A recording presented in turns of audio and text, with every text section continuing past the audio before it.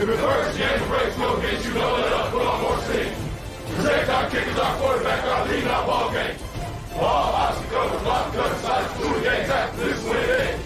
First year again, we're here for the first May. Carry my team never 60. Unbelievable place. Great university. Knoxville is unbelievable city, great people. The passion for football is even greater than I thought it would be. And man, Neyland Stadium, I said it, a couple of years ago, and I still think it's the best football experience for a college football fan or a player in the country. I feel great, just trying to get everybody. I'm still being a servant, I may be the leader on the team, but I'm still being a servant every day.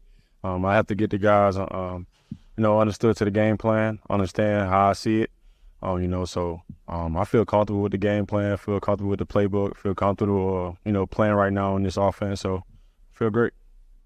The culture that Hype and everyone has created in this building, it's been phenomenal on teams, and we're only going to continue to be better. And the standard around here, I've said it before, I'll say it again, standards to be the damn best.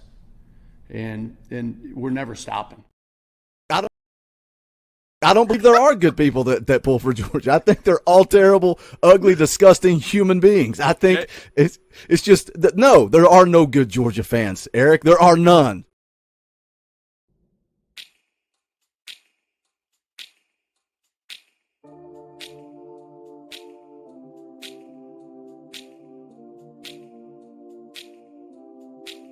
Do you remember when we fell in love? I remember, don't worry. Do you remember? I remember how it all began. How could I ever forget? It's the first time. Do you remember? I can feel it. I can feel it.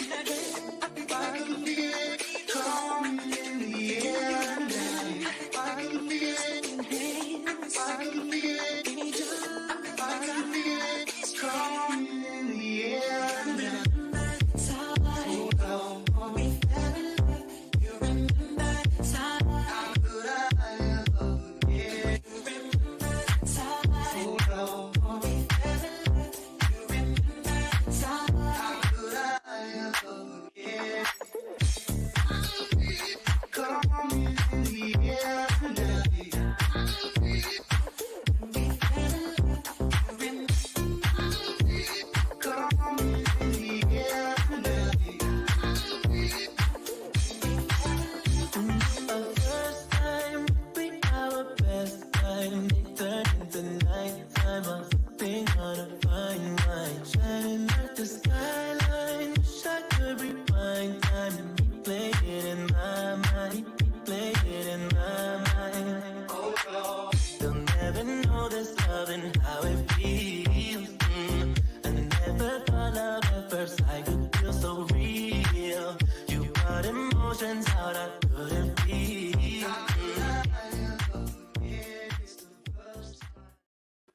Welcome to the Talkin VAWLS Network. My name is Boogie Bentley. And it's your boy X in the house.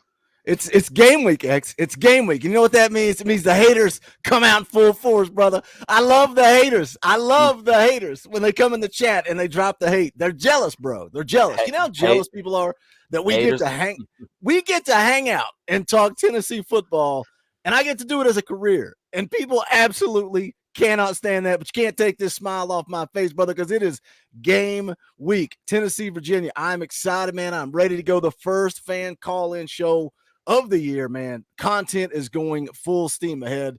We're going to hang out. We're going to talk Tennessee football. This is your show. Now, regardless of what the haters say, they can say whatever they want. We give you a voice here. This is where the fan call-in show, you guys get to come on and run the show. We're going to send the link out here in just a second. But X, it's game week. It's go time. How you feeling, man? How you feeling this close to 6 days? 6 days away. I'm pumped, Bug. I'm pumped. Like I said, look, right now, I'm rocking the Talkin VAWLS t-shirt, but I said, as y'all know, I got my swag in the closet, got my jerseys and everything in the closet. They're coming out pretty soon. I promise you, the swag is coming back. But like I said, I'm not gonna say I'm a bigger swag man than Nelson. I said because Nelson so far has got me beat. Nelson, if you're watching, like I said, brother, you got more swag than I do. But I'm excited, Bug. And you know what they say about the haters, haters are your motivators. So I love the comment, and I've seen it multiple places. Make them love you, make them hate you, but don't ever be irrelevant. We're not irrelevant on this channel. I'm excited, man. Let's see who's hanging out. Let's run down the chat. We got almost 200 people watching right out of the gate. Help us out. Smash the thumbs up. Share this thing out. Put it on Twitter, Facebook, Instagram, whatever those social media platforms are out there. Let them know that Talkin VAWLS is live, and you guys, the voice of the voiceless. I'm going to go a little CM Punk tonight. Voice of the voiceless. Wade is in the house. What is up, buddy? Good to see you in the chat. Fish and Beans is here. Says howdy, howdy. GBO, Isaac Owens is in the house. Jordan Boyd is here. Noah James is here. Go Vols by Fitty. Hope to make the show. I don't work that job anymore, so I have a Tennessee background for you guys. Awesome, man. Yeah, we're going to be sending out the link here in just a second. The kids in the house is Vols by Fitty. Matt Dumit is here. What's up, buddy? Says go Big Orange. Angry Titan in the house. Brad is here. David is in the house. Who else we got? Will Murley is here as well. Got a bunch of super chats. Got a new member as well. Fish and Beans came back to the channel. Thank you for joining. I know he's been a member before, but hey, it's football season. And once football season rolls around, you guys start to kind of pop back in, get those memberships rolling. We appreciate that support. Every single person that joins the channel pisses off people like that dude in the chat earlier. What was his name? I already lost his name. I was going to make fun of him, but he can say whatever he wants. I don't care. But it pisses those people off to no end. When you guys support this channel, they become irate. Guys like Roger Gerald, been a member for 12 months. That's a year of support. Shout out, Roger. We appreciate that, brother. Let's see here. We got Noah James in the house with a $2 super chat. Says entry fee. Appreciate that, brother. Thank you for the support. Matt Begley with an entry fee to the Game Week Boom Boom Room. Let's go. Appreciate that, Matt. By the way, the link is out for everybody at Boogie's Boss or higher. We're going to get it out to Talkin VAWLS Elite here in just a second, but those people give a lot of money to be at the Watch Party Enthusiast tier or also Boogie's Boss, so I want to let those people roll in first.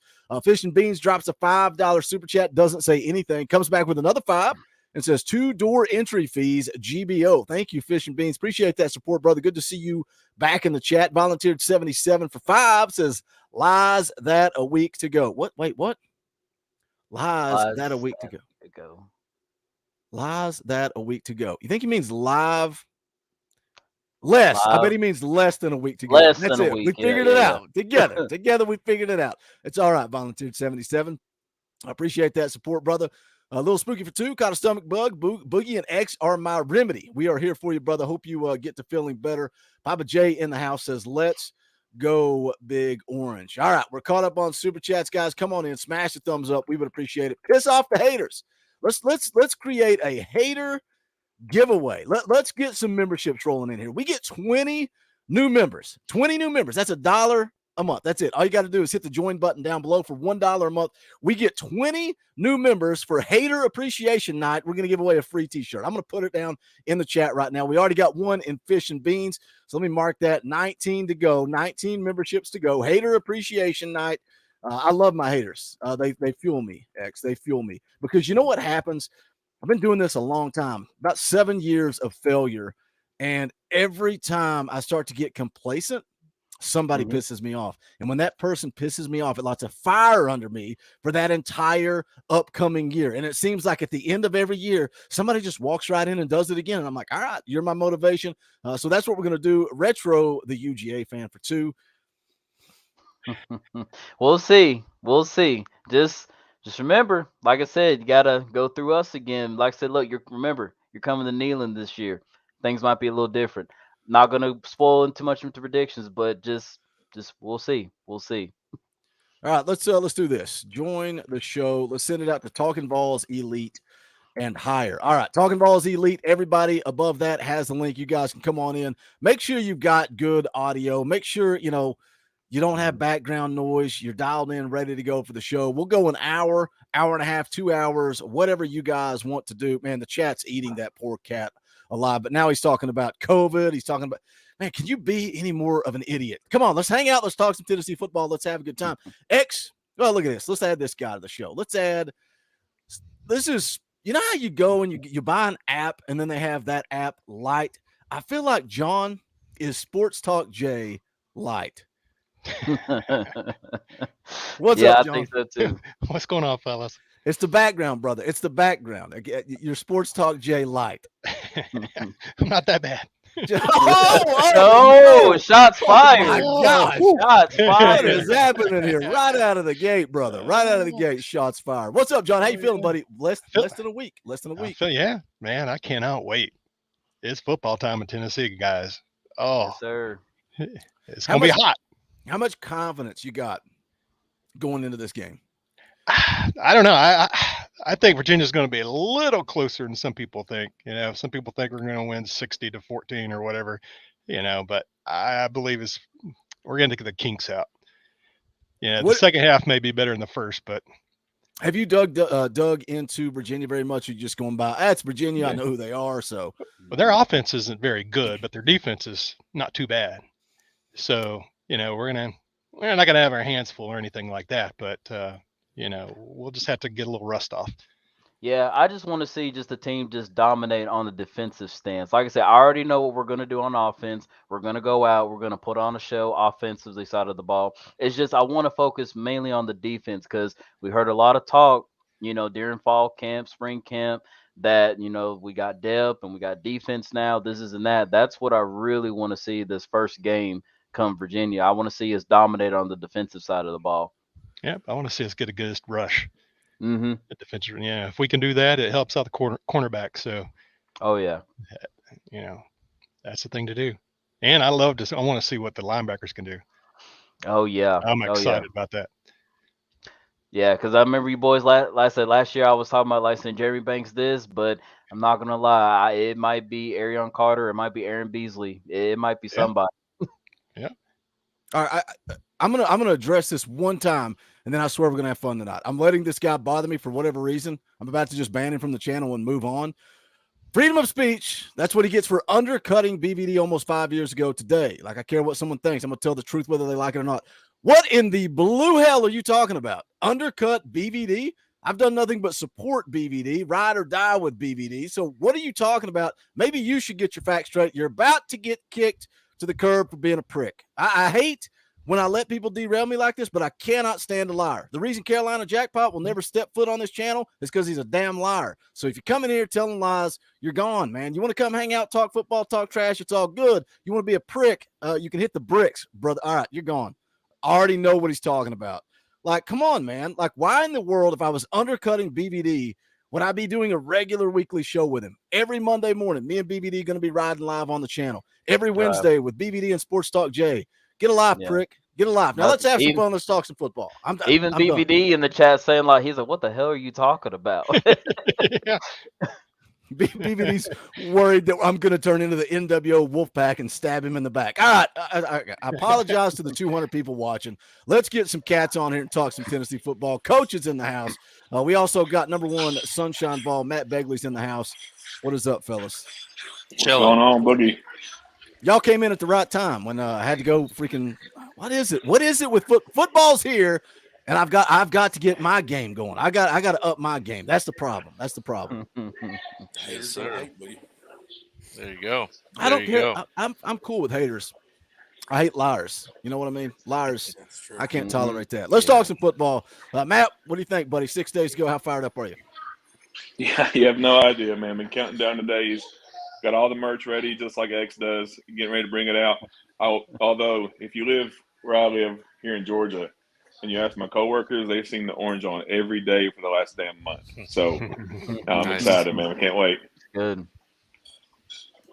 What about you, Sunshine Ball? I see that name change just in time for football season to get kicked off. Yeah, it is. It is. I'm so ready, man. I watched all the terrible games yesterday, and kind of wish we played yesterday. It would have been nice. USC looked kind of terrible, Coach Jay, just to tell you. It looks like they haven't solved some defensive problems, that's for sure. Yeah. That's a fact. I mean, the quarterback looked good, but we knew that. They look fast at wide receiver. but beyond that, they haven't fixed. They still look small in the linebacking core, and they were expecting their DBs to take a step forward this year. It doesn't look like we've gotten that yet, but it's a long season. We'll see. We'll see. But go Vols! I'm not a Trojan fan, so. But I will say this: all my Trojan buddies were not pleased with that performance whatsoever. Yeah. Let me hit some super chats real quick. Guys, it's a fan call-in show. That's where you guys, the audience, has a chance to come on, hang out, shoot the bull, run the show. Sometimes audio's not clean. Somebody's in a restaurant. Who is it? Is it John? Who's got the background noise? Watch this. I can figure it out real quick. Oh, it's Sunshine Vol. You got people? No, it's Matt. Matt muted. All right, we're good. You're good, Matt. Just mute when you're not talking. Guys, just understand it's a fan call-in show. It's not going to be always professional YouTube audio because this is where you guys have a voice, and that's all good. I want you guys. Nobody else gives this opportunity. BBD has his listeners on, but as far as like mainstream media, that's not a thing. Trevor Gilbert becomes a member of the channel. Appreciate that support. 18 new memberships away. Hater Appreciation Night. We get 18 more memberships. We will give away a free t-shirt. Wes Marshall for 5. Appreciate the super chat, brother. Nothing to say, just a tip in the tip jar. We've also got Angry Titan for 5.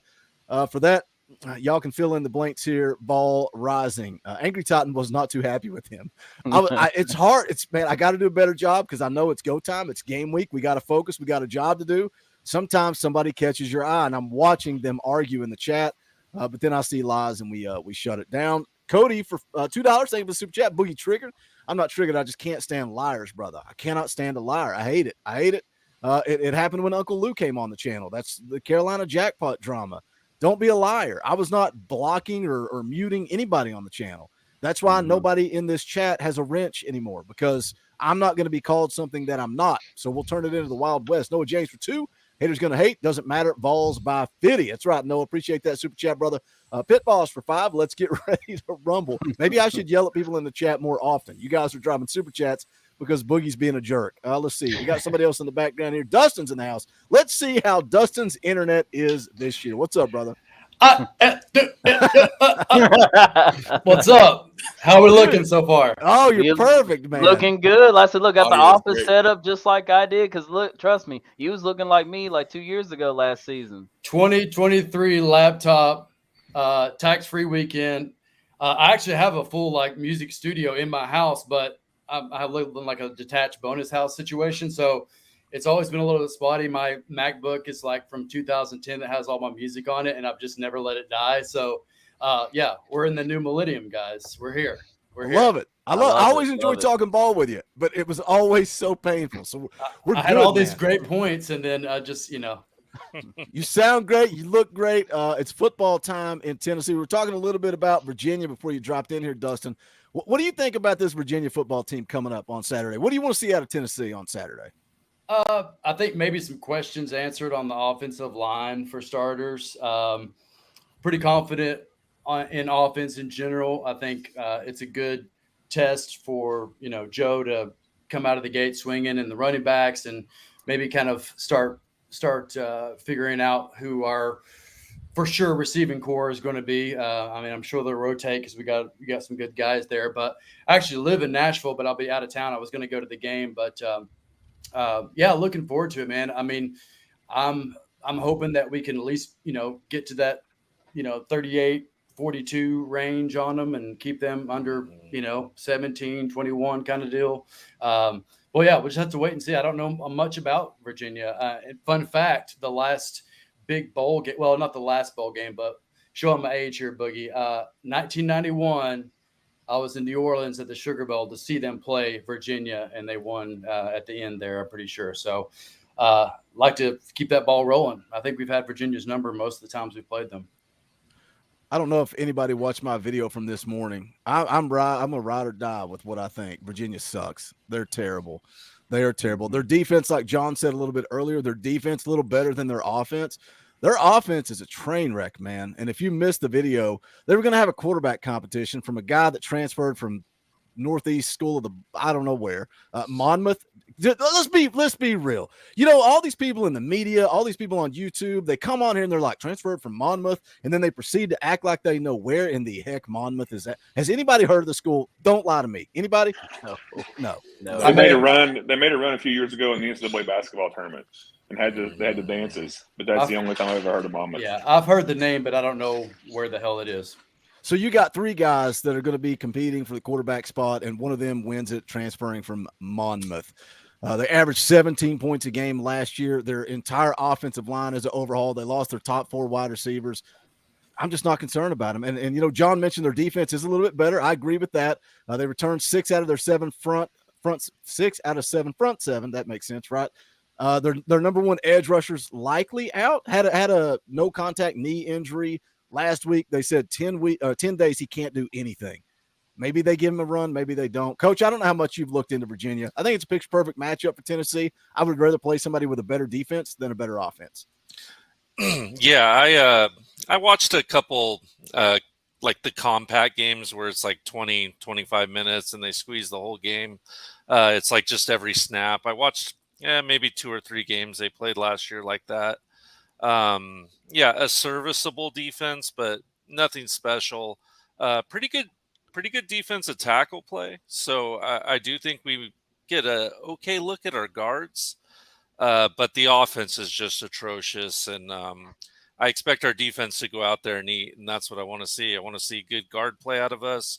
I want to see the transfers play well. I want to see our secondary improve, and I want some young guys to get some time at the end of this one.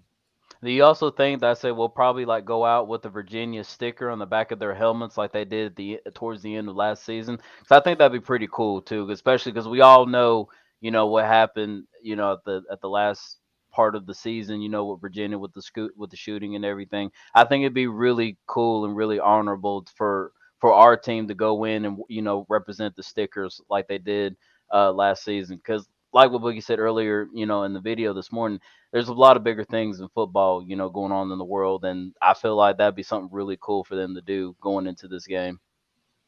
Yeah. It would be cool.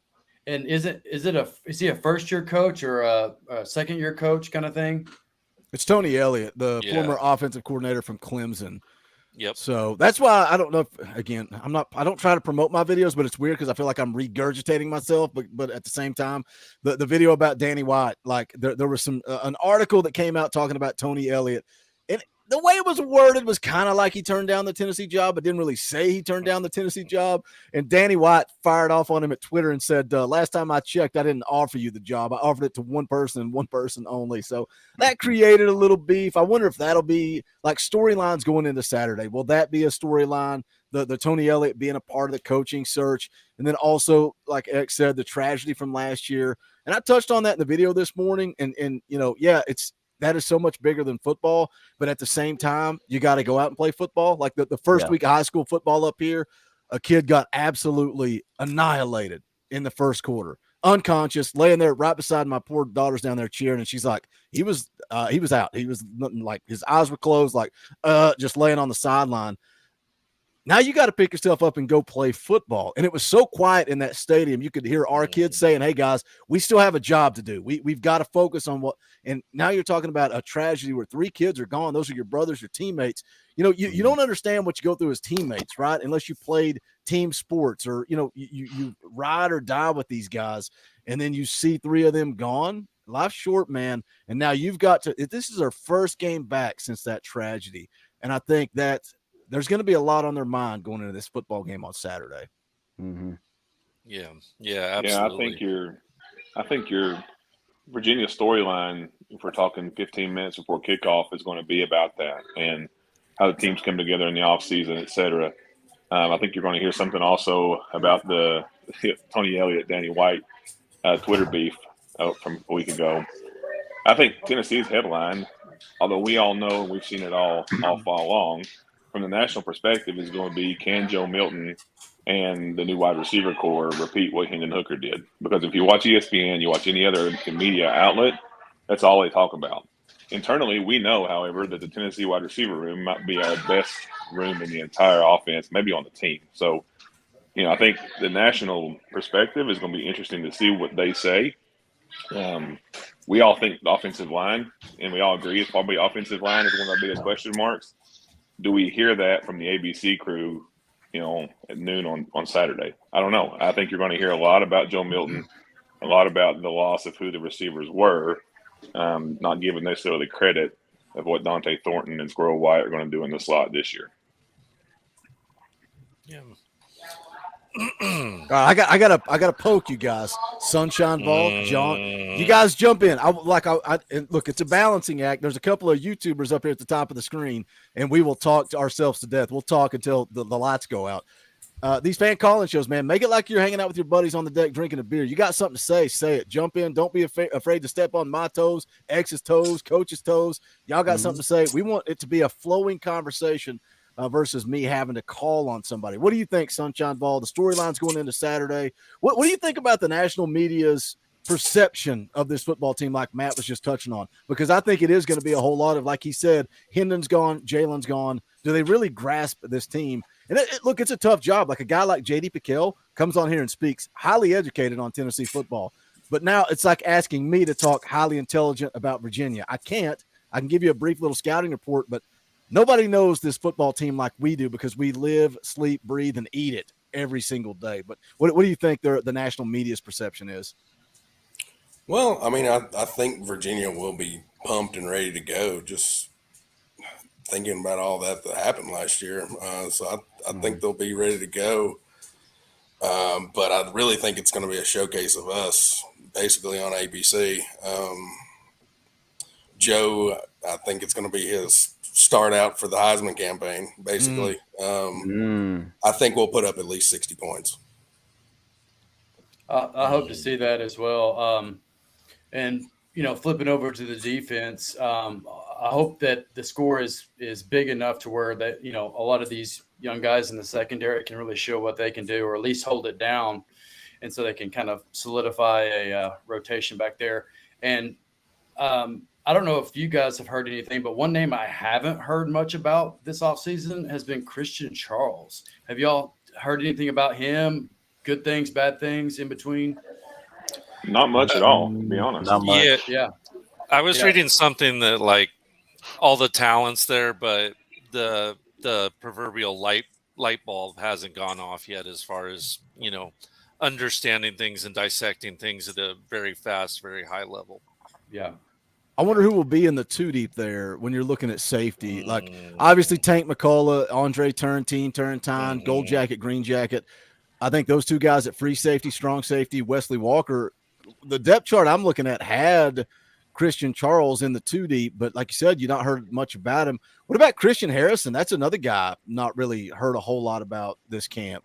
No, I haven't really heard know. on him. Haven't heard anything. Yeah. I think Volquest put out their projected two deep, and neither one were in those two deeps at all. So we'll see. I think one of the things I'm most interested in watching is on the defensive side. I know we know the defensive line rotates in and out, in and out, in and out. Is it going to be Josephs or Pierce who Pierce first on that side? But then also, how much Arian Carter and secondary two deep on the linebacker are we seeing? Because I know Coach Jay has talked about Arian Carter all offseason. I mean, I think that kid's an absolute stud in the making. But I think you're going to see the depth that we've been hearing about from even Heupel himself, start to play out. What rotation do we see on Saturday? It's going to be interesting. So we'll finally start seeing some different numbers on the field, especially in that safety position, linebacker position. I'm really excited to see that.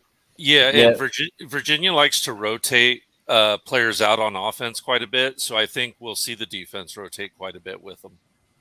Yeah, man. That's why I was telling John, like when we first started this. Like, yeah, I want to see a dominant performance on the defensive side of the ball because I already know what our offense is going to do. Like saying you got Dante Thornton going out there, and we're probably going to see Dante Thornton, probably going to see Squirrel White, maybe Ramel Keaton, Brew's going to be out there. I mean, I already know, like I said, our offense is going to put on a show. I mean, I'm not worried about that. My biggest concern is going to Virginia is just like I said, what is this defense going to look like? Because like what you just said. All press conference, all fall and spring camp, we've been hearing it's like, yes, we got depth and we finally got a defense again. Well, I want to see it because, like I said in the previous streams, our biggest problem was that we were getting beat over the top every time and we couldn't force teams off on third down. So I really want to see those two key points is that can we make a play? Can the secondary make a play to get the team off the field on third downs. So that's Yeah. what Yeah, I'm and going to look for.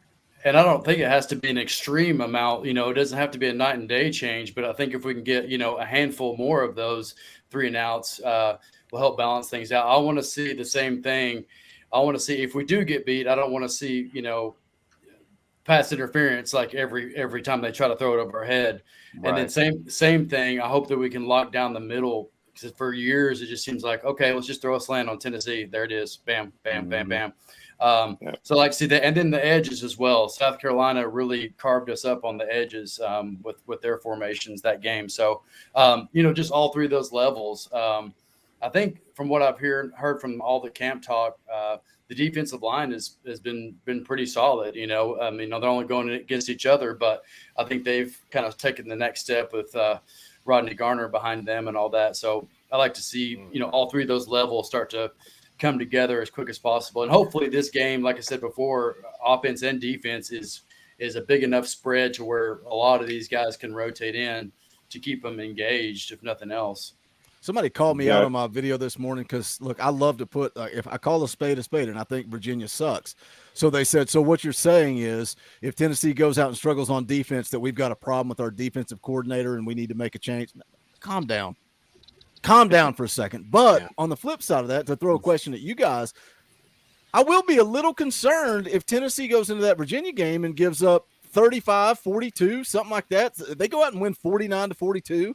I'm freaking concerned going into Florida in week 3. Not Austin P, I don't care about, but Virginia's offense is not good. I cannot say it enough. Atrocious, Boogie. You're bringing in a quarterback from ETSU, basically. That's the reality. You're basically bringing in a quarterback from ETSU. You're replacing all 4 wide receivers. Your offensive line is decimated.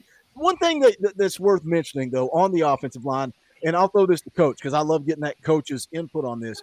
They've added a lot of guys on the offensive line in the transfer portal. Jimmy Christ, he transferred in from, I don't have the name. Let's see, where did it come from? Penn State. Penn State, yes. They added a kid from Houston. They added a kid from Dayton. So they've added a lot of kids in the transfer portal, but you got these new faces. We talk about chemistry on the offensive line. Knowing who's on your left, knowing who's on your right. And we've talked about that a lot with J.J. Crawford, Gerald Mincey. How hard is it for you're replacing 4 out of your 5 offensive linemen? 3 of those are transfer portal guys. How hard is it for those guys to get chemistry? It can be really hard sometimes. I think the other day we were watching the Heupel's press conference together, me, you, and X, and he was talking about how he wasn't happy with the communication in that scrimmage. And, that's something also that I'll be really watching in this game is how is the communication with the new center in there? I kind of spoke on how the center is kind of the gas pedal in Heupel's offense and sets the pace and the speed of the offense.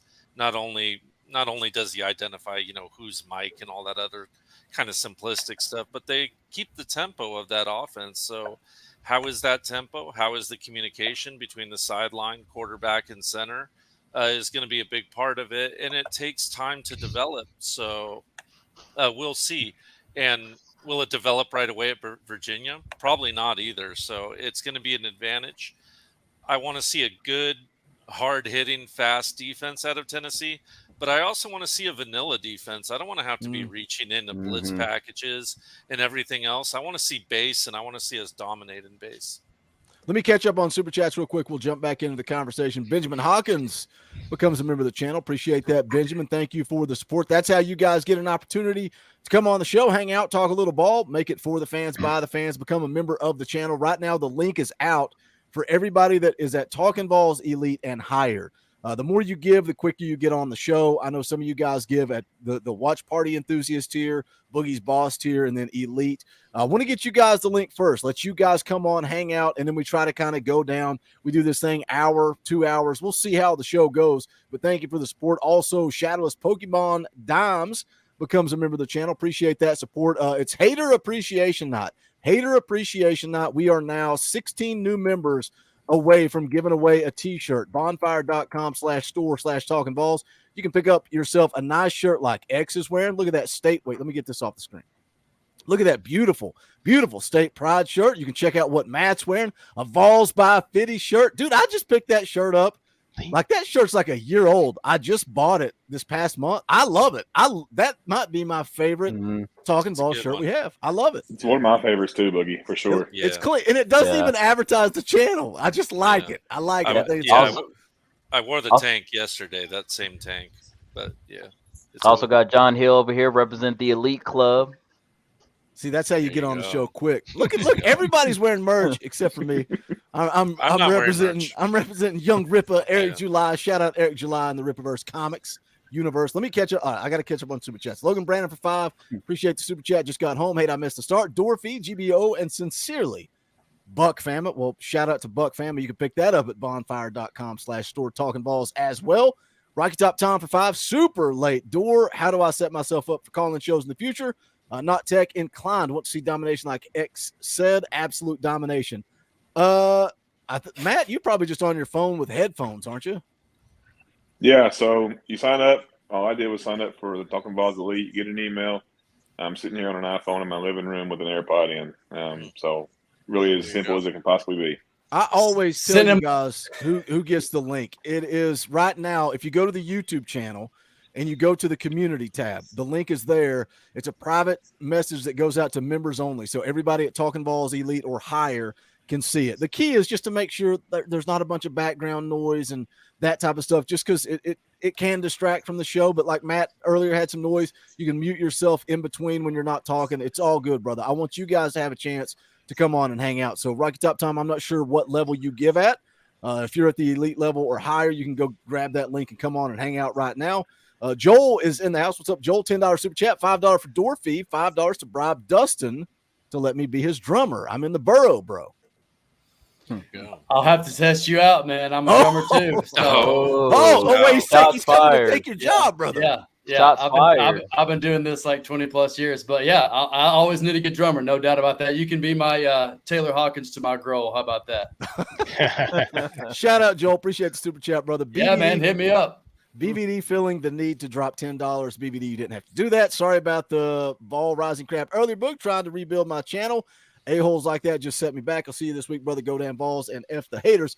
You guys already know. Me and BVD and Sports Talk Jay have a text thread, and I've talked about it behind the scenes with X and Coach. Man, people want to stir the pot and try to turn us all against each other. It's crazy. Like, there's nothing wrong with collaborating with other YouTubers. People have tried to turn me and Kaner against each other. It's like that dude texts me on the regular.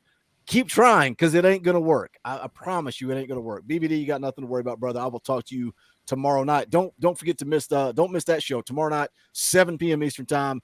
Me, Sports Talk Jay, BVD going to be going live. Also, the morning show is back tomorrow morning show, 9 a.m. Me and Eric Kane, and then X is going to fill in for BVD around 9:30. Friday morning, me and Coach Jay going to be doing a show at 10 a.m. It's full steam ahead. Skitty VFL becomes a member of the channel. Appreciate that, brother. Thank you for the support. Where does that put us? We are 15 memberships away. 15 memberships away. Hater appreciation night. I appreciate that. Let's see. All right, let's get back to it. Let's get back to talking a little ball.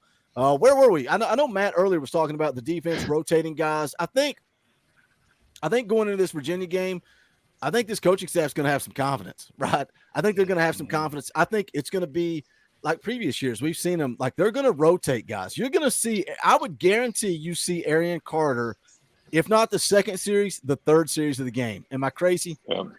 Not at all. No. Not at all. No, Coach Jay, I got a question for you in regards to Arian Carter. Yeah, shoot. Is he the best linebacker prospect we've seen at Tennessee in the last 10, 15 years? Wait, no, ask it this way.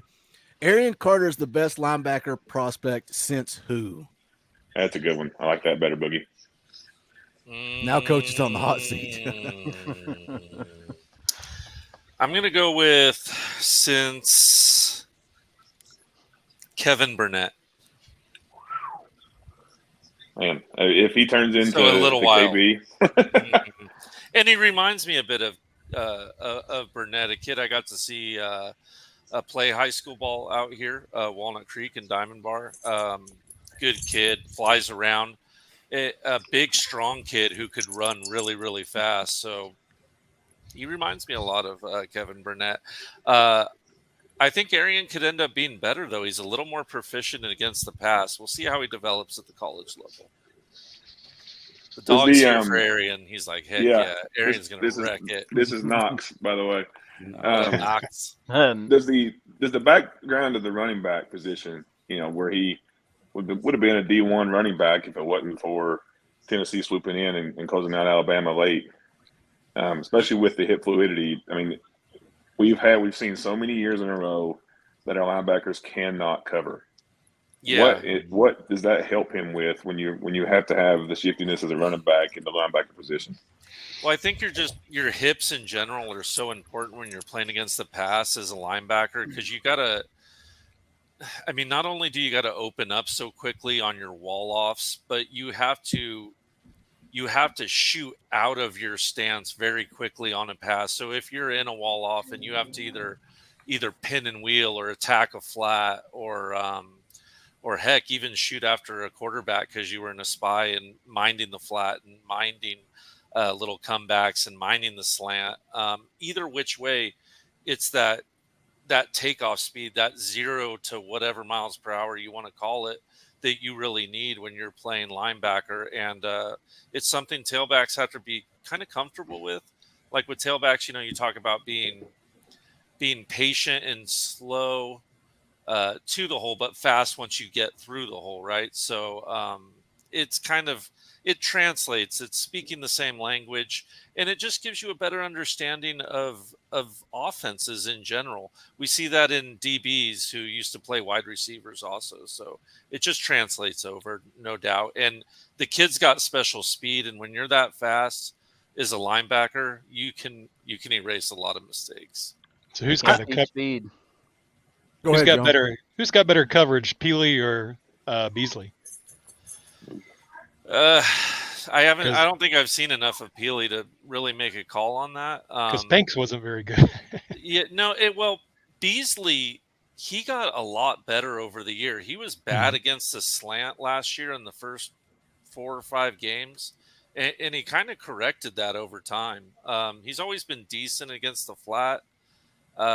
He can get picked on at times with tight ends kind of on their seam routes.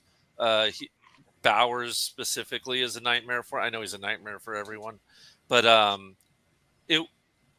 speaking of which, when we play Georgia, Arian would be an interesting solve to put on Bowers because he's big enough to deal with him and he's faster than he is. So if I was Tennessee and Arian is what we think he is, it's exactly who I'd assign to him.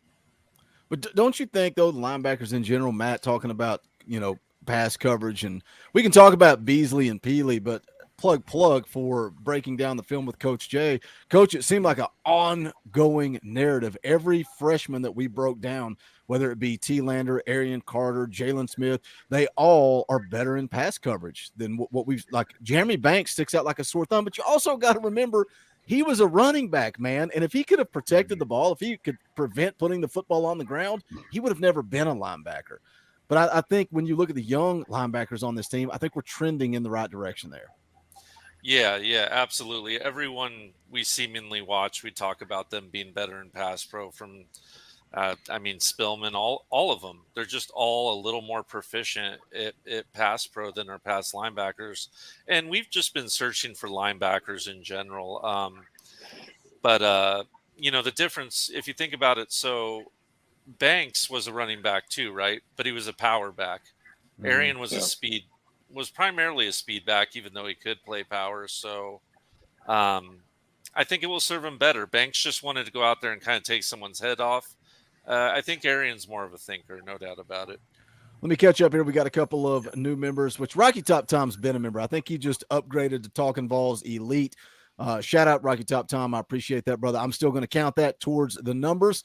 Tyler Coggins becomes a member of the channel. Appreciate that, brother. Also, Go Vols, Fight Vols, Fight becomes a member of the channel. I appreciate that, guys. You guys pay the bills around here. I say it all the time. You guys gave me the confidence to do this dang thing full time. The members pay the bills. We are 12 memberships away from giving away a free T-shirt. Hater Appreciation Night. My voice is about to give out to me.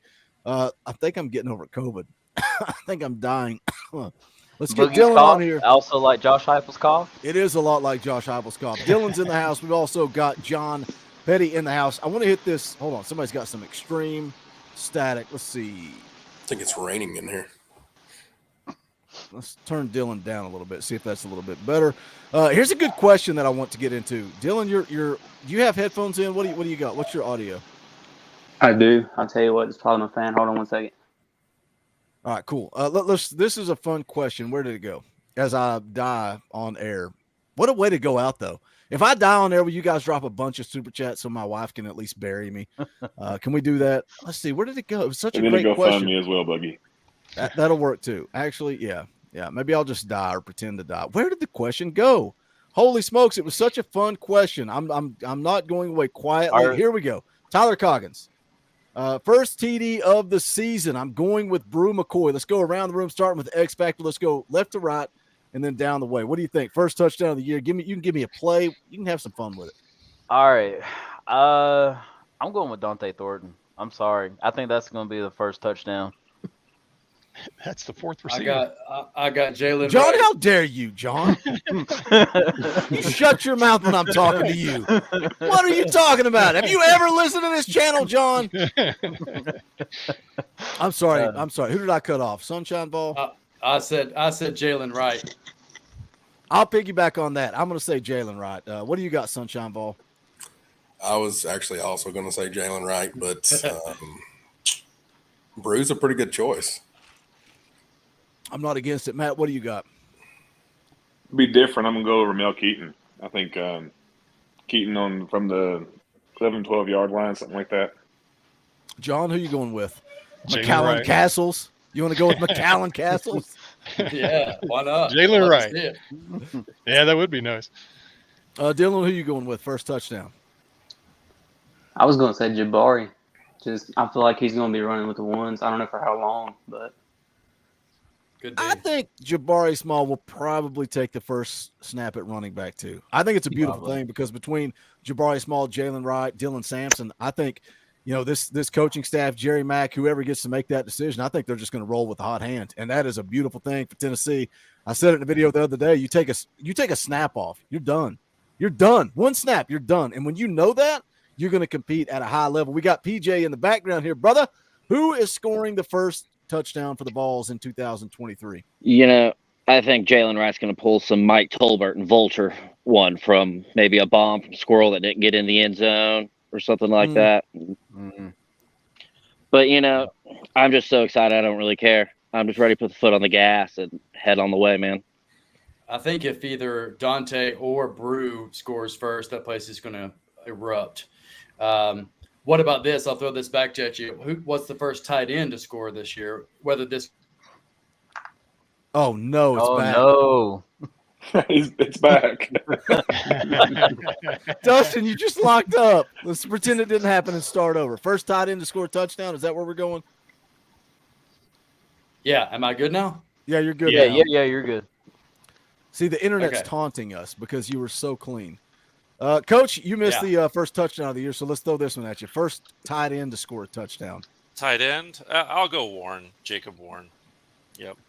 But first touchdown overall, I'll go D. Williams. How about that? D. Williams. God, sign me up for that. Kick How off. about a 3-and-out? Virginia receives, 3-and-out, punt, D. Williams houses it. That's That what would I'm be taking. nice. Sign me up for that, man. Sign me up for Yeah. that. Yeah. Well, going back to the tight ends, though, I really want to see what Ethan Davis has got, man, because we keep hearing a lot of talk about him. And like I said, he came back from that collarbone injury.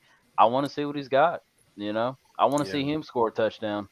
We can sit here and question like Arian Carter or Cam Seldon, right? Or these other freshmen, whether or not they're ever going to contribute. Ethan Davis has to contribute. Yeah. You basically got He's probably three. the most important freshman they have, to be honest. What do they have? 3 scholarship tight ends? Hunter Salmon's a I walk-on, think technically, right? Hunter Simmons a walk-on. I mean, Yeah. and He's then, a walk-on. Yeah. it's 3. Is it Corey on scholarship? Technically, yes. probably. Yeah. You know, I think it's Charlie Browder, too. Charlie Browder. Browder's a walk-on too, though, right? He was one of those that transferred in as a walk-on when they were giving him NIL deals to avoid a scholarship. Let's just call a spade, brother. I You're going to see confirm Ethan that. Davis play more than maybe any other freshman out of necessity, and Sure. and the fact that he is so comfortable if he lines up in the slot or if he lines up as a receiver from what he came from, it wouldn't shock me at all to see him score on Saturday because he's going to play. And we have to have him play, and Yeah. so it's interesting. I think that tight end room is could be one of the best tight end rooms we've seen because of the depth of those three and the skill level of those three. But it's also one of the scariest positions if anything happens at all. Yeah. Yeah. That's true. Very true. Yeah, Very, very true. I didn't catch the name that just posted there, but yeah, what if Milton scores? I caught a highlight from the Pitt game, I guess 2 years ago when he broke out to the side, and I would love to see that more. I know people are, saying that he's not, Hendon Hooker, and he's not. But can he start to make those decisions when things collapse? Because he is deceptively fast. And he may have, I think he's even lost a little bit of weight in the offseason. So I would love to see him be just as confident with that as he is with throwing the ball. Because there's going to be times where things break down and he's going to have to make some quick decisions. And and that's what the Coach Hype said. I think from the first scrimmage was that was just one of that came out from the reports was like Joe looked pretty good accuracy wise, but he struggled with kind of like game like decisions. And for me, that triggers a little bit of battered ball syndrome because like Boogie said, you think about the Ole Miss game. That's all you think about when you hear something like that. So that's going to be a question mark going in. It's like, is Joe really dialed up to read the field, to read the play of what's going on, and then he can hit his receivers' accuracy. But I don't know. We'll see. This is third year in the system, so he better. Right. I feel like Heupel came back to that after the second scrimmage too. Was talking about situational football, like 4-minute deals, and it's like you said, John, third year in the system. When I hear that, it frustrates me. But on the flip side, and I've said this a couple of times in videos and streams, Brent Hubbs talked about we keep doing this whole Orange Bowl, and I say I'm the one that keeps throwing this out there and like stirring the pot. Orange Bowl Joe versus Bowling Green Joe. Like Joe Milton had been in the system like 3 months during that Bowling Green he game. Talked about that too. He was so brand new to the system, and now, like John said, you're 3 years in the system. We better see some development, or we got big time problems. I think Joe, man, it's nothing more than battered Vol syndrome. I think John's going to be John. Sweet John, you're in my head, brother. Yeah. You're in my head. Sorry, I think Joe's going to be just fine. I think Joe just needs to be Joe. Man. Just needs to be Joe. Side note: everyone out here I talk to, guys, obviously Nico's from around these parts. When I tell them, they go, "Oh yeah. How's Nico going to look first game?" And I'm like, "He's not starting, guys." And they're like, "Well, what the hell is wrong with your coaches? Are you guys nuts?" They all think it's crazy not to start him. So just like this comment right here, like Kenny Davis said. I mean, like I said, the question right here says he's an ex. Don't make me question y'all changing me from Nico to A Joe. Look, I mean, Joe's QB1, bro. And he should be. He should be. You know what I'm saying? Like Nico's gonna be our go-to if, knock on wood, God forbid, if Joe gets hurt. If Joe gets hurt, then I'm gonna have my concerns. But also, I'm gonna have try to get some of that confidence like Coach Jay has, and just be like, okay, it's Nico time. Let's get it. Yeah. I'm glad he came in the spring. Yeah. Heupel's talked about that, how well Nico's performed. Interestingly enough, I think I asked this before going into the Vanderbilt game last year with Joe in the run game.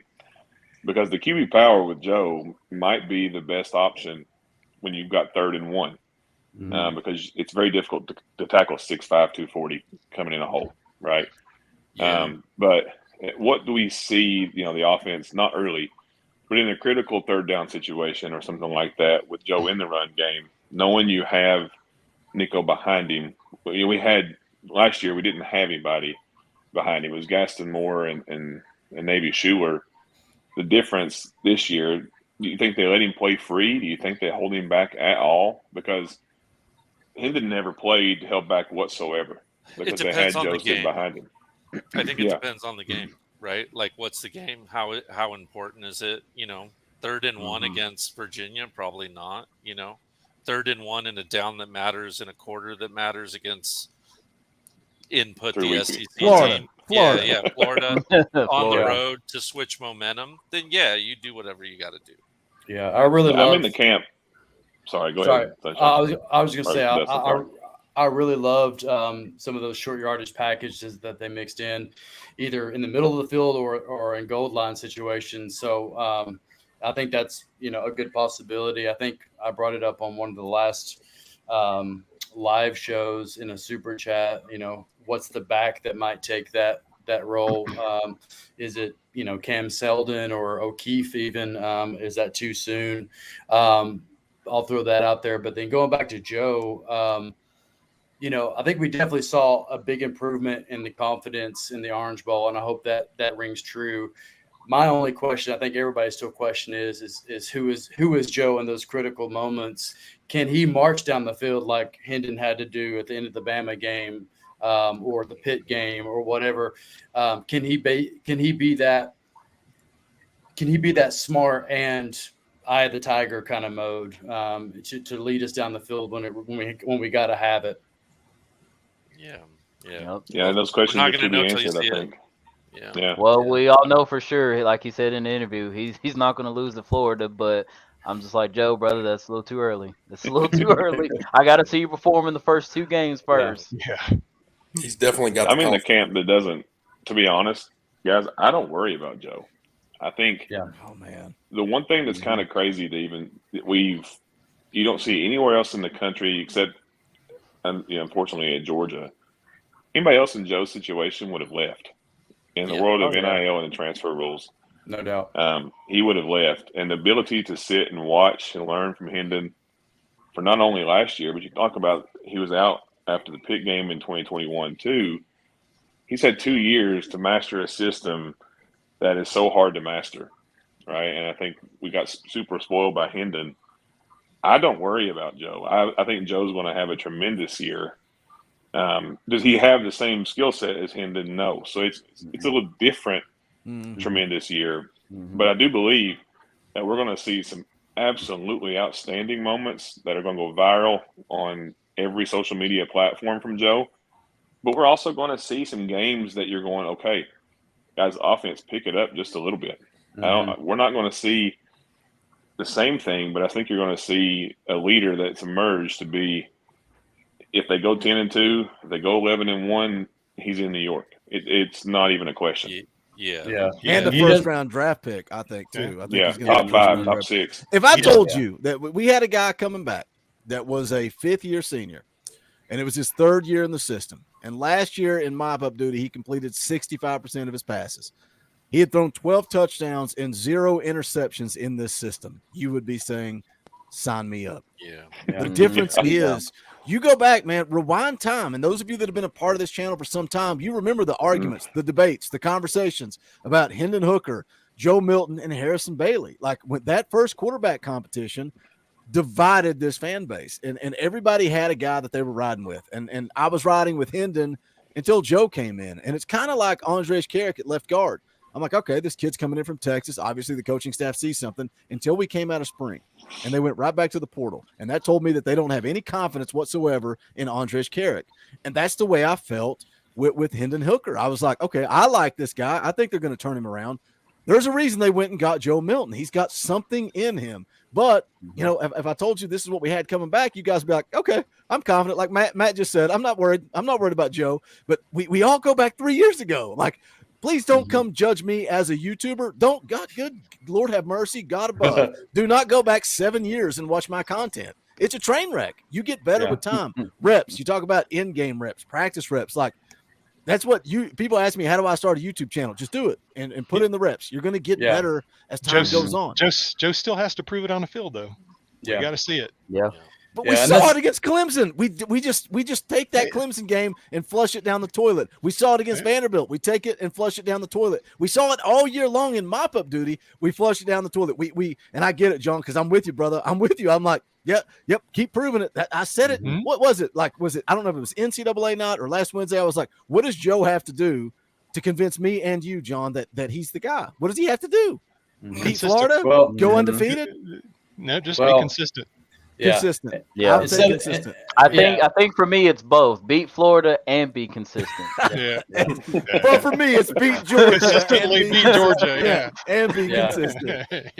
I think for me, it's just kind of, run Heupel's beautiful offense the way it's meant to be run, Yeah. right? Make it look smooth. Like if we're thinking back to games like Pitt and Bowling Green, whatever, it just didn't look smooth. The first series of Clemson didn't look smooth, and then he settled in, and it kind of did, and it was okay.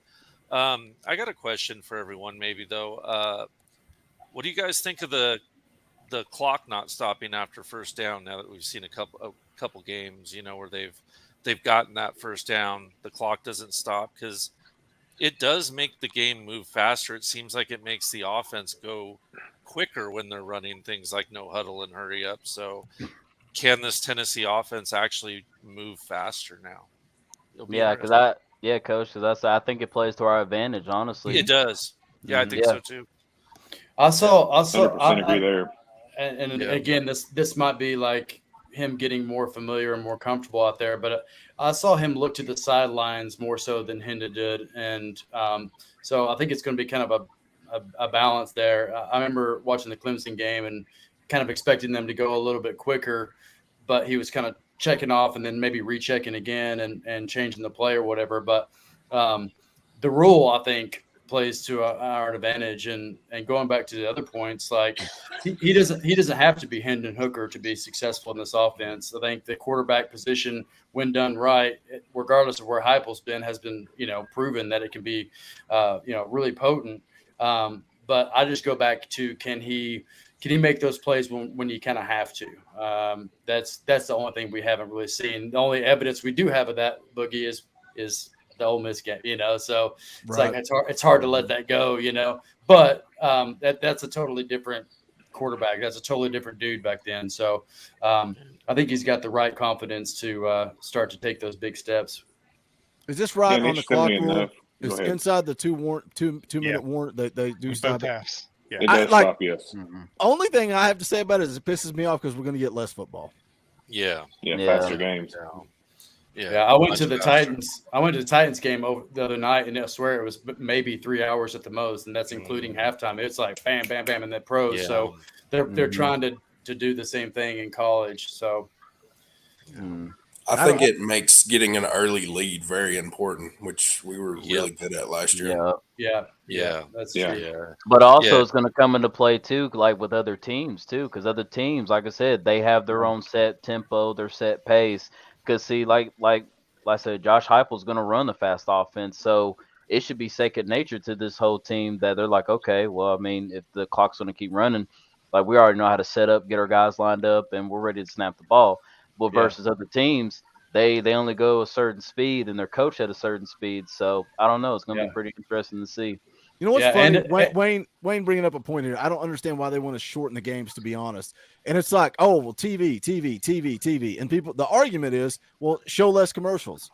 Well, we can't do that because we need the money. Well, then show a 5-6 hour game, and guess how many more commercials you're going to get to show? Because the second the football game ends, everybody tuning out. They're coming to watch the Talkin VAWLS network, brother. They're not watching Utah State versus BYU. They're coming to watch the Talkin VAWLS network. So I don't get it. Let me catch up. We got some super chats here.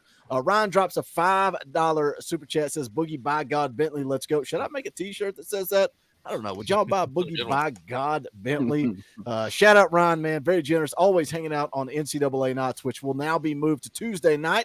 So don't forget about that. David Sims becomes a member of the channel. It's Hater Appreciation Night. We are 11 members away. We need 11 new members. All you got to do is hit the join button down below, or you can go over to the live chat. There is a link pinned at the top of the chat where you can join the channel. We are 11 memberships away from giving away a free T-shirt. Look, you can look like the X Factor. You can look like John. The merch. You can look like John, repping Talkin VAWLS Elite. You can look like Matt, representing that VAWLS by Fitty. I want to come back to that VAWLS by Fitty here in just a second, but shout out, David. Appreciate that support, brother. Volunteered 77 for 2. Wesley Walker is who he is calling for TD number 1. I'll take a defensive touchdown for the first one. Yeah. Get it, boy. Get it, boy. Get it, boy. Get it. That's got to be Dustin. Dustin's in panic mode. I'll take a defensive touchdown all day long. Smoky Mountain serves for 5. Joe has to be able to escape pressure and not just sit back there like he likes to do. I agree with that. He's got to have better pocket awareness, and the offensive line is going to have to do a good job protecting him as well. That's a concern. Noah James for 2. Appreciate the super chat. I tried, Boogie. It won't let me upgrade. I'm assuming you have an iPhone. I don't know how. I think if you have an Android, you can hit the join button. If you have an iPhone, you got to go back to the link. Yeah. I don't know how to do my Boogie, job. I just did it, and it's extremely hard. I ended up having to just go on my laptop and do it. Yeah. If you have an iPhone and you're trying to upgrade, it's impossible. So you Yeah, so just when you went just on the computer. when you went on the laptop, does it just when you hit join, or what do you do on the laptop? If you just go on a laptop and whenever you hit join, you'll actually have the options. But on an iPhone, you will not have options to upgrade. Okay. So go on to a Correct there. laptop. Austin Tidwell becomes a member of the channel. Shout out, Austin. We appreciate that. Ryan for 5. If you do the Boogie by God Bentley shirt, I will buy $200 worth. There you Hey, Done and done. There you go. Yeah. There you go. There you go. Oh, There's your my motivation. gosh. Oh my goodness. Do we really need a Boogie by God Bentley shirt? Jacob Pearson becomes a member of the channel. Appreciate that, Jacob. Don't forget, you guys also have access to the fan call-in shows, man. I saw somebody in the chat saying earlier, I'm shy. I don't know what to do. I don't want to. Dude, you're hanging out with your boys. That is all this is. Like, you just got to get over the hump of being scared or people are going to judge you. Have you guys heard how many times I stumble over my words or stutter? Nobody cares, man. We're just on here having a good time. We a ball family. Football. That's it. Yeah, I mean, we're Tennessee guys. We're never wrong, so you're good. That's right. There you go. Look at this. We got Skitty Ball in the house. What's up, brother? Welcome to the show. Hey guys, how's it going, Talkin VAWLS? What's Going going good. on? No, what's wrong with you, brother? That's good. I'm visiting my childhood home, so I'm reporting live from the Model City. Just excited to be back in God's time zone on God's country, East Tennessee. Yeah, Just thrilled to be here. Where's that? Kingsport. Oh, he's doxing himself. Yeah, dox yourself. Yeah, can you send us the address 100% right now? Let me see exactly I'll where be a you're at. Tennessee guy too. I'm just trying to. You don't have to give me your address or anything. Hey, he's in the Tri-Cities. He is in God's country. Southwest Virginia here, Dustin. He's in the Tri-Cities. Okay. Yep. So, Skitty VFL. Let's go back to a question. Who do you think scores the first touchdown of the year for Tennessee? I'm kind of feeling Squirrel White. I think he finally stops falling down at the one. I think he gets in there. Yeah, true. Yeah, Dude, that guy has more deep good balls at to the 1 yard line than anybody in college football history. good call. Mm-hmm. Let's talk about the wide receivers a little bit because we kind of touched on it earlier. You got 4 really, really dang good wide receivers, right? Ramel Keaton, Brew McCoy, Dante Thornton, Squirrel White. Dante Thornton's a guy that they say can play inside, outside. He's got the height, the length, the speed. I love me some Dante Thornton. You guys know it. Do you think you're going to see more of a rotation? It's something we heard Alex Golish, his first 2 years at Tennessee, say, hey, we're going to play 7, 8 guys. They played 3. And then now Joey Halsley takes over, and I'm sure we're going to play 7, 8 guys. Are they going to play 3, Sunshine, or are they going to play 4? I think they're going to play 4. I mean, the real question, do you think they're going to do empty backfield and play them all at one time? Maybe. Out of necessity, possibly. Possibly. Yeah. You know, Just I would like to see it personally. because the tight end position is so important to that Right. Yeah. that offense. Yeah. I doubt you're taking the tight ends off, but you know, I think you're going to see. I think you'll see all 4. You know, you may see by series. I don't think you're going to see interchanging within the series because they don't like to do that at all. Right. But I think you will see. I think you're going to see possibly rotations too. I even think you'll see Dante go outside and give Ramel a break and Squirrel go in. Could you see Squirrel and Dante in the game at the same time? Good luck.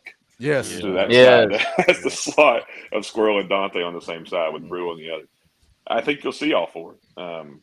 Now, could we see 6? I mean, they've openly talked about by name Chaz Nimrod, and if you can give me the other one, Boogie, I can't think of his name. Caleb Webb. Without being provoked. I mean, Heupel's thrown out the name twice in press conferences this fall. I don't think you'll see 6 until you need to in the games where we can get those guys in. But I definitely think you'll see 4 and 4 that play a lot. Guys, I got to run. I got dinner with my mamas, but go Big Orange, and I'll be seeing you Friday morning show. Friday and, morning, 10 a.m. And next fan calling show. So appreciate go it, Coach. Big Have a good Orange. night, buddy. Later, Got Coach. it. Take Thanks, care, man. guys. See you, Coach. Go Big Orange. Thanks for it all, man. Boogie, I got to throw one to you real quick. How's it been working with some of the guys that do a lot of the local stuff? I've been seeing you with Ben McKee and Eric Kane, man. That's really awesome. Dude, oh man, they're like me and Kane are. Ben's great. Ben, every time I text, like here, let me tell you, like I've worked with a lot of people. Eric immediately sent me a cell phone. If you need anything, text me. Ben McKee said the same thing. You need anything, text me. And every time I text Ben, he's like, I cannot wait, buddy. It's going to be awesome. Can't wait. Like he is so energetic, loves his job. Those guys work so hard. Like there's a difference between being a YouTuber and a media guy, right? Like there's such a big difference in the two, and they work so hard. And, I said this the last time I had Kaner on. The reason I can get on here and talk about practice and what I see is because those guys are out in the field doing the work, right? They're at practice. They're writing those reports. But they treat me like an equal, man. I think they understand that what I do is different than what they do. Kaner and Ben are the best. The fact that JD Bickel came on this show, are you kidding me? Like what? But again, it's because of this community. It's not because of me. It's because that you guys believe in what we are building here. And it's not me. It's a team. It's me. It's X. It's you guys. It's the listeners. It's Coach. It's Dauber. It's everybody that comes on this channel. We are different. We are unique. The favorite thing that I hear is, why does this dude have 22,000 subscribers and we don't? Because of this right here. Because of this group of people that are on here right now. Somebody in the chat said earlier, man, I miss these fan call-in shows. Like I mean it when I say I don't want to say anything. I talk every single day into this microphone. I want you guys to talk. I want you guys to have a voice. And if you want my opinion, I'll give it.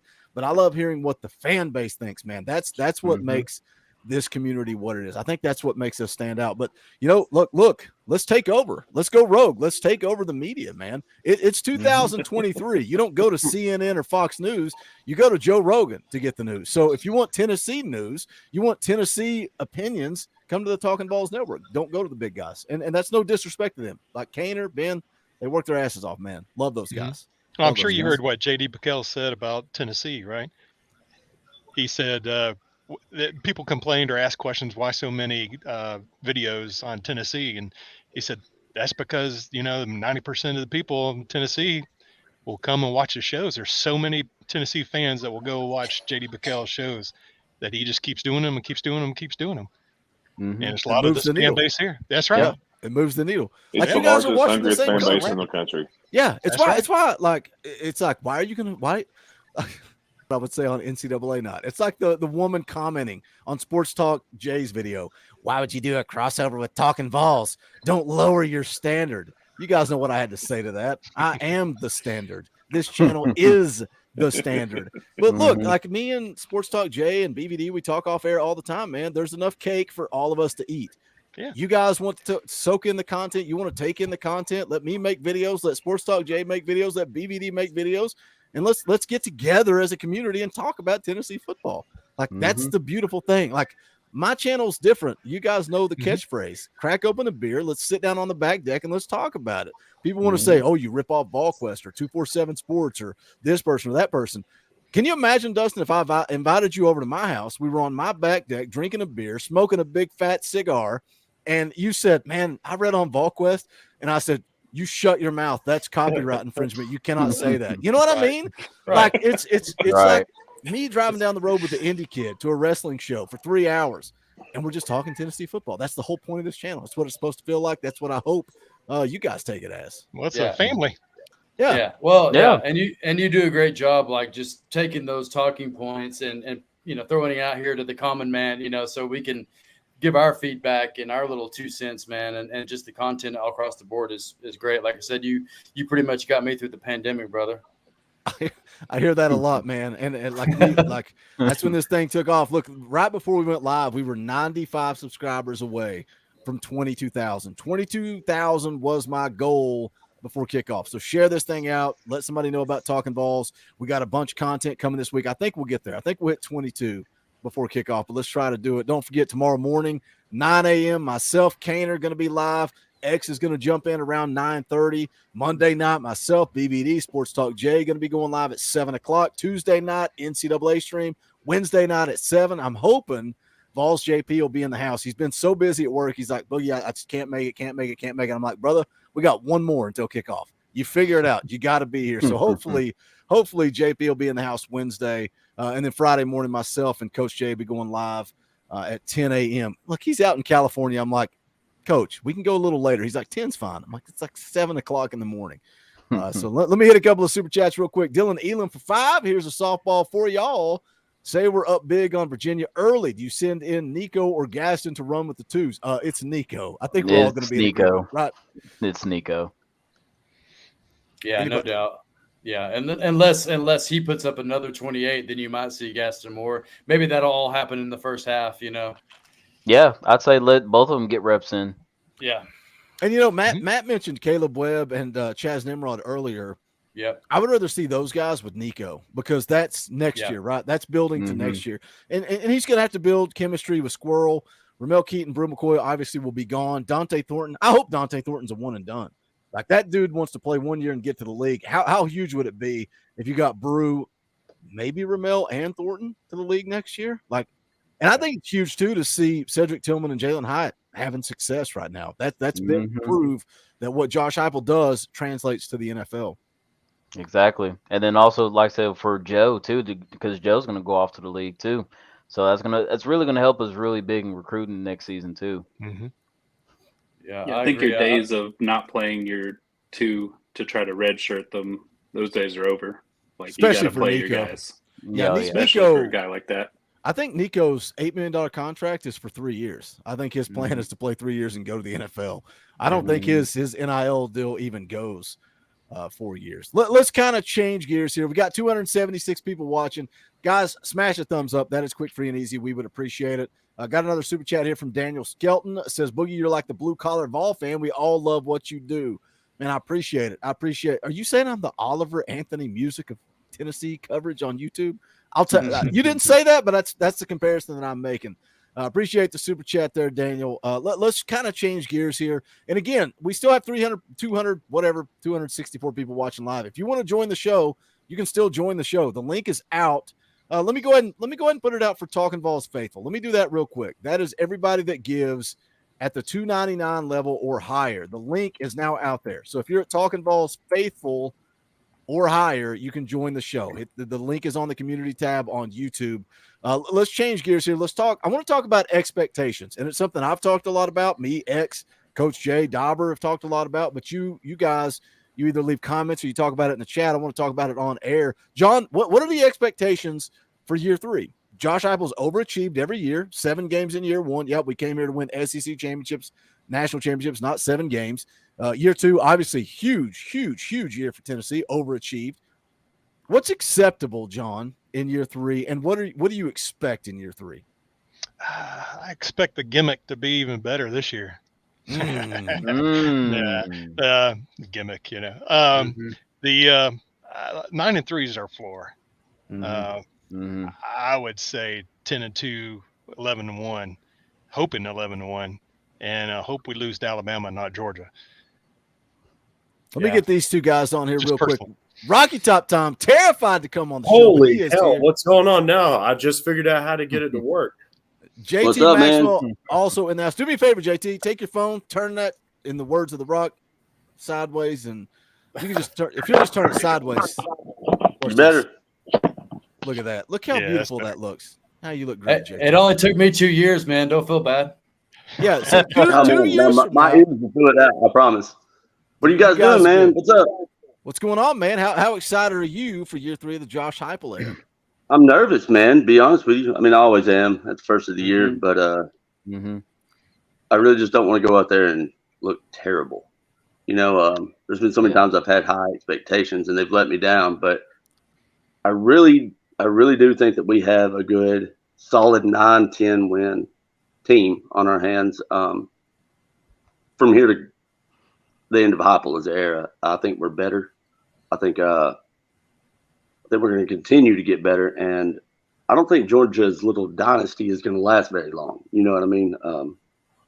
We're coming back, baby.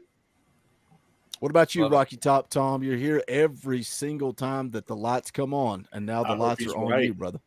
that Georgia dynasty going down. I hope. Yeah. Well, we can all agree, like saying Kirby Smart, yeah, he's a good coach, but he's not a Nick Saban. No. Yeah. Josh Pate thinks otherwise. Yeah. We're only in year 3, fellas. We're only in year 3. That's what makes me so happy. There's a lot of uncertainty, across the board in quarterback positions in this league. So hopefully we have a little bit of advantage there. Yeah, because even at the Bama, even for like I said for Bama, they have quarterback questions. Like I said, because apparently I'm hearing word that they don't have trust in Ty Simpson, and then like I said, of course you got Joe Milroe, and we saw a little bit of him last season, so he's a little bit questionable. So it's like, who do you really bring in? So Bama's got some quarterback questions, Georgia's got quarterback questions. So I don't know. It's going to be pretty interesting. Hang on, Ryan thinks I missed his second super chat. I didn't miss it. Ryan for 5 said, if you do the Boogie by God Bentley shirt, I'll buy $200 worth day one. I didn't miss that. I read that on air, didn't I? Yep. Yeah. You read it. Yeah. Okay, I thought I read. Let's get back to expectations. John says 9-3 is the floor. Skitty VFL. What's the record that you question, Josh Heupel? Versus what is the record that you say, okay, I'm okay with this, versus what do you expect? I know that's a loaded question. There's a lot to get into, but dive into that one. I think I only start to question if we're going 8-4 and we don't have like a lot of injuries. If we just look bad and we pull a Butch Jones special and we go 8-4 and beat some hapless Big Ten team in a bowl game, I start saying, okay, what's the issue? What was going on? What are we doing? I think the new floor is 9-3. I think 9-3 Citrus Bowl is like your. I think that's been our floor. I think that's been our floor the whole time. Is 9-3. We've just expected more, but I mean, we've just not been getting it. But what about like year one though? That's what I'm afraid of is repeating that era. Hell, I was happy with the way year 1 went. Me too. Yeah. I think you overachieved in year 1, overachieved in year 2. Let's see. Look, we got Matt eating all kinds of good stuff. What are you eating, Matt? Wait, is that your background noise too? You got music blaring, your face is all red. What'd you do while you were gone? Did you take a shot of bourbon? He took a shot of bourbon. Look at this guy. Look at this guy. Took a shot of bourbon. He's in a farmhouse. He's got a picture up there to tell you he's in a farmhouse. Either that or hot sauce. I'm sitting in front of a board of all of Vanderbilt's trophies. and speaking of Vanderbilt, and speaking of they Vanderbilt, look horrible. They look horrible. I mean, Hawaii look worse, but yeah, I just want to say Vanderbilt real quick because I remember last season. Remember when they played against Hawaii and they dominated them as always. And then I think Boogie, remember somebody came to me was like, "Boogie, are you really worried about Vanderbilt? No. They look really good." No. I say, look, I watched them the other night. I was like, dude, no, I'm not worried about little brother. I mean, congrats to them, on their first win, whatever. But no, I'm not worried. That just tells I'm me so glad we Hawaii did not was. check their stadium. I'm so glad we did not check their stadium. I mean, that would have been a little too much. You know what I mean? Yeah. They're already like our little redheaded stepchild. They just about moved there. Wade here. Let's get Wade going here. Wade, take that phone and turn it sideways, brother. Act like you've been here before. Let's look at this professional. There we go. Now we're dialed in. Let's look at his shirt. Look at that shirt. Now let's look at that tat. Let's show him that tat. Which one? That one? Not that. Nope. I don't want that one. No, that That's the one. That's the one. Oh yeah. Look at that. Hard right Yeah. there. Talking balls. I don't even have a Nice. tattoo on my body yet, but it's coming soon. At least the You're microphone. running late. you ain't got no You're room. running late. You got to go What are get you getting? Appalachian State?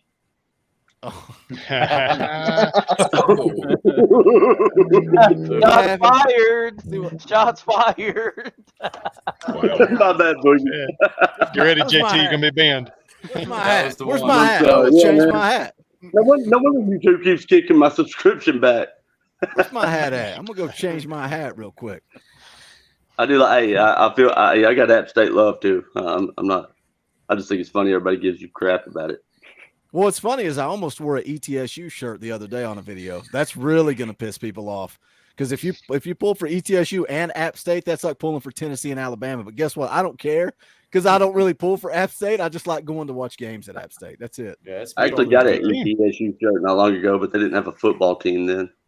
So, hey, their enrollment is skyrocketing, and I attribute that to their football program. Although Randy Sanders leaving ETSU, man, I think he was so great for that.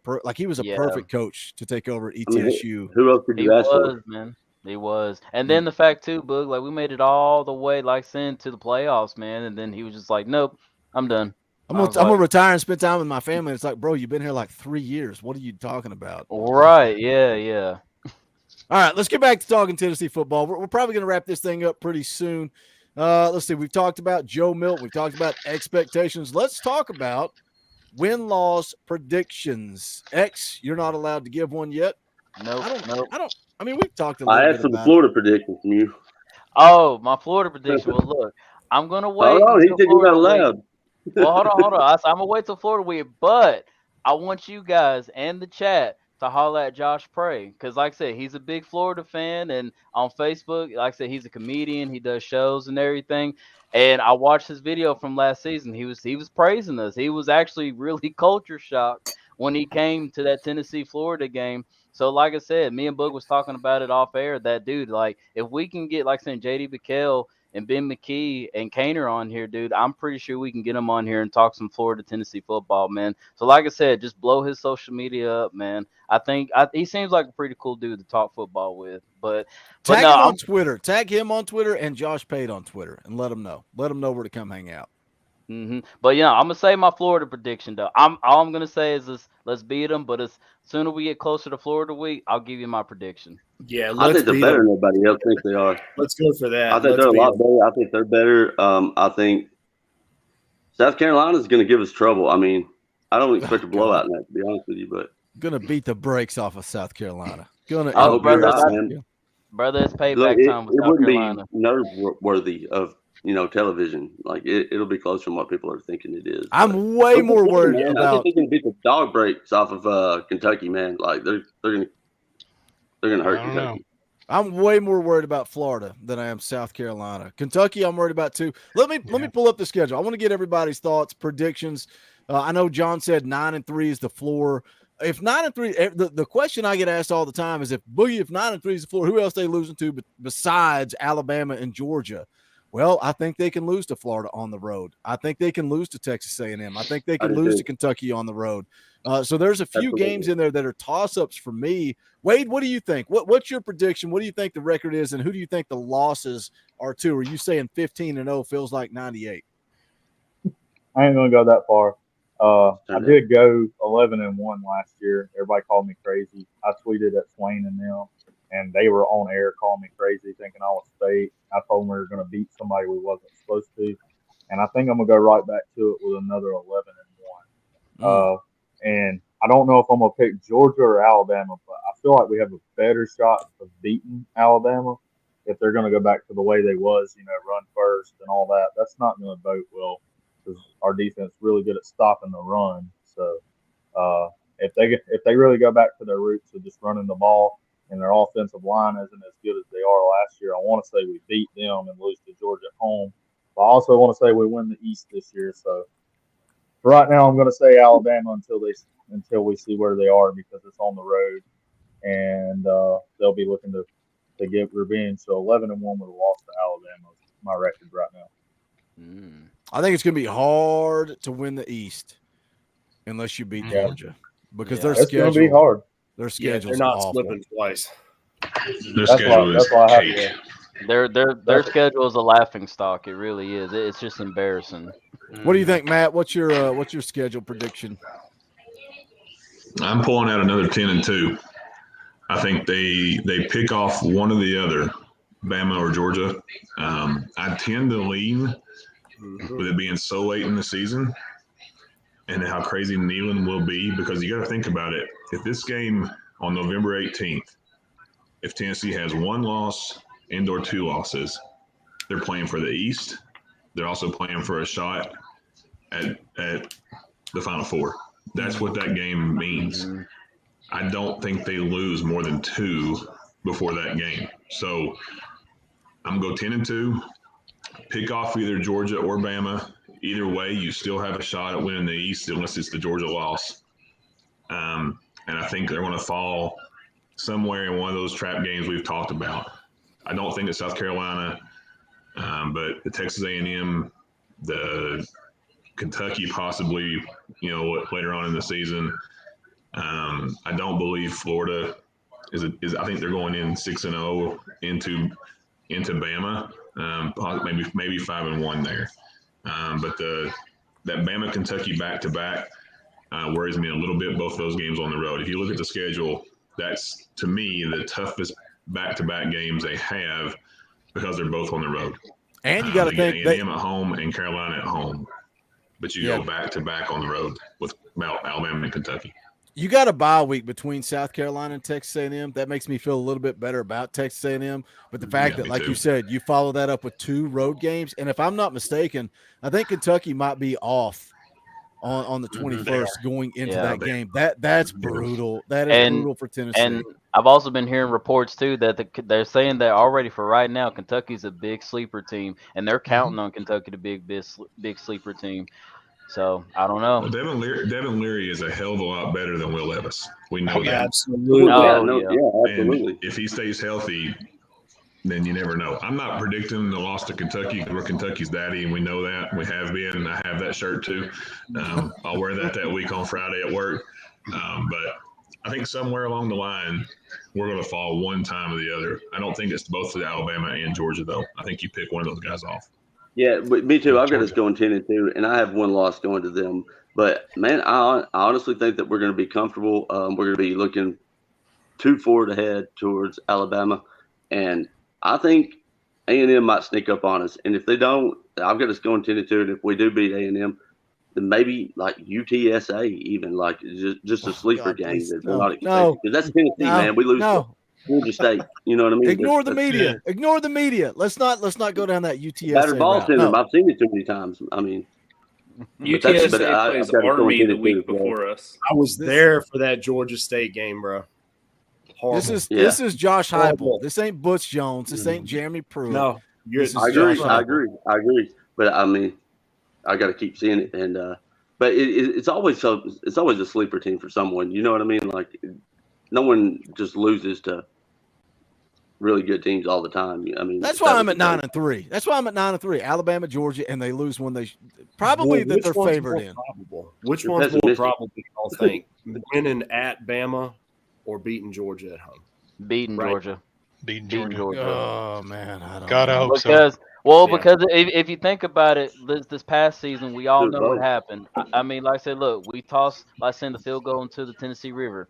And that's going to be, like I said, our momentum trophy for as long as we live. Beating Georgia at home, I think we're honestly. The reason I don't like it is we shouldn't be talking about how many games we're going to lose at all. Like, you know what I mean? Like, But you know what? You know what? Like, you match up better against Bama. You really do. I mean, especially if they run the football. They're going to run the football, run the football. And who? I mean, preach it. Is Milroe going to be able to beat you with his arm? No, but he could with his feet. We already talked about the fact that the clock changes in Tennessee's favor. If you go 3 and out against Tennessee and don't get a first down and they get a lead on you with the way the clock plays this year, good luck. You're going to have to be able to throw the football. And I still don't believe Bama's receivers are to be scared. So what do they have coming in other than, a great roster? We know their defense is going to be good again. But offensively, to beat Tennessee, you're going to have to score 25 or 30. Can that team score 25 or 30 on a consistent basis, wanting to run the football as much as they say they're going to run it? But if we can get to a defensive rush, then our cornerbacks will be, just they're the same ones that played last year. So, yeah, and John, we got to get a rush. John, that's it. There's no reason the secondary probably improved tenfold, and if they haven't, there's no excuse for it because, like you said, we have a lot of veterans on there, and if they keep their mouth shut, I don't look for them to do that bad. I look for our defense to improve statistically a lot. I mean, give me a couple of super chats real quick. Scott Bennett for 5. Appreciate that, brother. Boogie, did you see the guy at the Navy game in Dublin, all in Tennessee orange? I watched about 5 minutes of that game just to say it's football Amazing. season, and then I switched and watched Good Golf on YouTube. But dude, Tennessee is everywhere, man, everywhere. So I'm not surprised by that. Dylan for 5, appreciate that, brother. Anybody else feel weird about the Missouri game week before Georgia at Missouri? Can you see us overlooking them for Kentucky? No, I was there this year. I don't feel weird about it at all. We're going to stomp a mud hole in Missouri. But you know what? I'm not worried about Missouri either. But you see the way that we all line up when we talk about the South Carolina game. See how pissed off we get when you talk about the South Carolina game? We immediately want to turn and puke because we remember that game. You don't think that Alabama remembers last year in Neyland Stadium? And now we're going to go on the road and play in Tuscaloosa. You don't think that game's circled on their calendar? You're crazy. 15 years of dominance. It would be like Kentucky ending a 15-year streak to us. You remember when Vanderbilt ended the streak? Jay Cutler? I stood in that stadium for an hour after the game, pissed off. And the ushers were finally like, excuse me, sir, this isn't a Walmart. You need to leave. Like you don't forget when you own somebody for 15 years, Alabama's got that game circled on the calendar. That concerns me going into this year. So they're going to be ready. And all the Bama fans are still crying about it to this day. They are pissed off. They're waiting for us. Yeah. Tell me about it. I'll live by it. I'm sorry. God rest your God rest your soul. I was in Saraland the other night watching a high school game. Did anybody else catch that game on TV? The Saraland versus Lipscomb game? No, no, you sent me those clips. Dude, you sent me the clip of Edwin Spillman committing murder on TV. Like, talk about seeing Edwin Spillman in person. Like, how did Edwin Spillman Beasley look? Edwin looks like he's ready to play some college ball right now. He is huge. Caleb, he's going to have to put on some weight, but I mean, he was going up against the number 1 wide receiver in the 2025 class, Ryan Williams. That kid is, oh God, he's so fast. He's good. But I mean, he covered him well all night. That's who he pushed out of bounds and got the pick 6 on and ran it back. That's who he was covering at that time. They swapped him off at one point, and then that kid made like 2 plays, and they were like, nope, and put Caleb back on him, and Caleb covered him. He did get away from him one time. He missed the tackle, and he scored a touchdown. But that kid's got some Jalen Hyatt speed, and I mean, he was good. But Edwin, man, that kid right there is big, dude. When he hit that running back, that ball squirted out of there. Goodness. I mean, he popped him. I was at the other side all the way at the end, and he popped him, man. It was loud. You could hear it, but he looked Everybody was sharing a clip of the fumble that Edwin Spillman forced, but Wade sent me a clip that was completely different. That the hit that Wade sent me, way better than the one that's kind of floating around social media. Edwin Spillman's a baller. He had 3 or 4 good hits like that. I mean, he was laying some lumber out there. And Caleb, man, they wound up finally putting him in at wide receiver to try to help out. Poor Deuce Knight, man, he was getting chased around all night. Saraland's got some good kids on the D-line, though. I mean, Tennessee's recruiting a couple of them, too. And that offensive line for Lipscomb couldn't do anything with him all night, man. He was running for his life. Well, all right, boys, it's been a fun show. I always want to do these about an hour and a half if we can. If we go a little long, that's fine, too. But it's always a good time getting on here, talking ball, letting you guys have a voice. Hold on before you run the channel. JT's going to cut me off. What about LSU? LSU. What about LSU? What about we don't play LSU. I ain't worried about LSU. Did they win the West? Maybe. I think Jaden Daniels. I said it the other day. I think Jaden Daniels going to have a pretty good season. I think he's a good quarterback. So that's the whole reason they got on here to see X Factor. Does LSU win the West? I mean, they might. I mean, it's a possibility. I mean, like Josh Pate was talking about, in one of his videos that, that the FBI came out, and for them to have to win their chances of winning the national championship, they put them probably 3rd underneath, Georgia and Bama.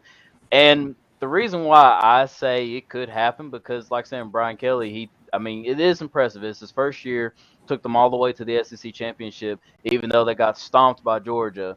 But, that's still impressive. That's all the media is going to see is just, Brian Kelly did this with LSU in year 1. It's like with us, like in year 2, look what Josh Heupel did in year 2. So, but no, like I said, LSU is going to be pretty good. I look I for don't Ole know Miss Big to Goodwin pull was. Lane Kiffin's day, and outside of that, I don't see them losing the game.